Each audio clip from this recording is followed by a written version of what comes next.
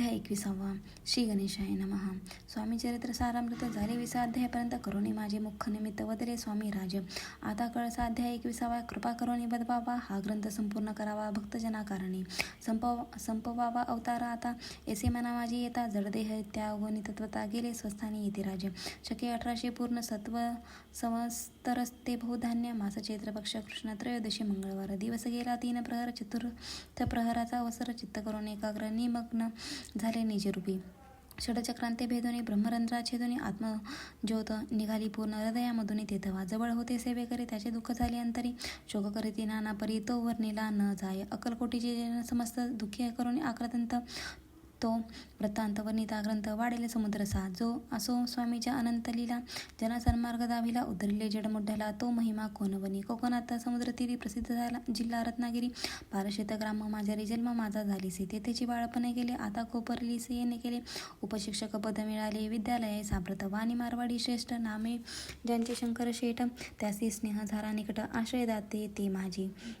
त्यासी स्वामी चरणी भक्ती भावार्थे पूजन करीती दिवसा उपजली चित्ती स्वामी चरित्र श्रवणाची. ते मजला सांगितले मी स्वामी गुणानुवाद गायले. हे स्वामी चरित्र लिहिले अल्पमतीने अत्यल्प.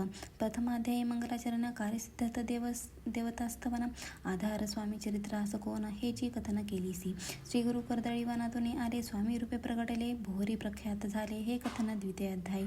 तारावया भक्तजनाला अक्कलकोटी प्रवेश केला. तेथीच महिमा वर्णिला. तृतीय अध्याय निश्चयी. स्वामीचा करावया छळ. आले 2 संन्यासी खर. त्याची वृत्त सकल चौथ्या माझी वर्णिले.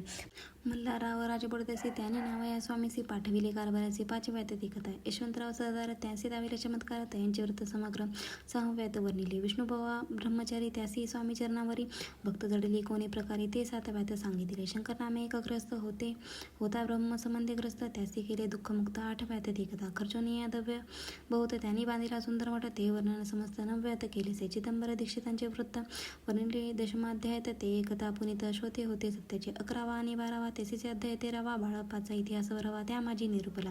भक्तिमार्ग निरूपण संकलित केले वर्णन. तो 14वा अध्याय. पुन्हा सत्तारक भाविका. बसप्पा तेली सद्भक्त. तो केसा झाला भाग्यवंत. त्याची कथा गोड बहुत 15व्यात वर्णिली. हरिभाऊ मराठे ग्रस्त. केसे झाले स्वामी भक्त. 16-17 यात निश्चित व्रत त्याचे वर्णिले. स्वामी स्वतःचा कनिष्ठ बंधू. त्यासी लागला भजन छंदू. जो दादा पोवा प्रसिद्ध. 18व्यात वृत्त त्याचे. वासुदेव फडक्याची गोष्ट आणि तात्याचे वृत्त वर्णिले. 19व्यात सारांश रूपे सत्यपे. एक ग्रस्त निर्धन. त्यासी आले भाग्यपूर्ण. त्याचे केने समाधीस्थ झाले. 21व्यात वर्णिले. ग्रंथप्रयोजन कवी वृत्त निवेदिले. पूर्ण केले स्वामी चरित्र. शके 1819. वसंत ऋतू चैत्र मास गुरुवार वंद्य त्रयोदशी. पूर्ण केला ग्रंथ हा. बळवंत नाम माझी पिता. पार्वती माता पतिव्रता. वंदोनी त्या उभयंता. ग्रंथ समाप्त केली. स्वामी तिथला हा वर. जो भावे वाचिले हे चरित्र. त्यासी आयुरारोग्य अपार संपत्ती संतती प्राप्त होय. त्यासी वाढो विमल कीर्ती. मुखो वसो सरस्वती. भवसागर तरुणे अंती मोक्षपदी मिळो त्या.